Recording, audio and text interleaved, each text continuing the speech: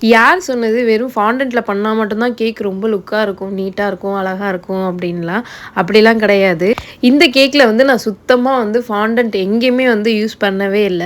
ஃபாண்டன்ட்டே வந்து யூஸ் பண்ணாம பண்ண கேக் எப்படி இருக்கு ஃபைனலான்னு வந்து கமெண்ட்ல சொல்லுங்க.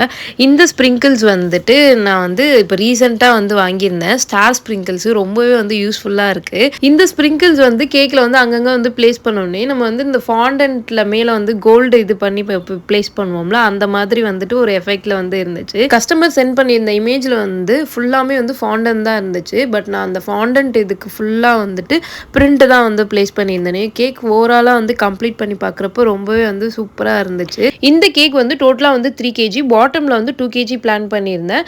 தென் வந்து டாப் டயர்ல வந்து 1 கேஜி வந்து பிளான் பண்ணியிருந்தேன். பாட்டம் டயர்ல வந்துட்டு ஒரு அட்டை மாதிரி வந்து பிளேஸ் பண்ணியிருக்கலாம். இந்த மாதிரி கார்ட்போர்ட் வைக்கலாம். இல்லன்னா வந்து பட்டர் ஷீட் கூட வந்து பிளேஸ் பண்ணிக்கலாம். எதுக்கு அது பிளேஸ் பண்றதுன்னா, பேசர்ல வந்து அந்த க்ரீம் எதுவும் ஒட்டாது. கேக்கும் வந்து பார்க்கவும் வந்து நீட்டாவே இருக்கும். கஸ்டமரும் வந்து ஈஸியா எடுத்து பிளேஸ் பண்ணிக்கலாம். இந்த கேக் எப்படி இருக்குன்னு மறக்காம கமெண்ட்ல சொல்லுங்க. பிடிச்சிருந்தா லைக் பண்ணுங்க. பாய்.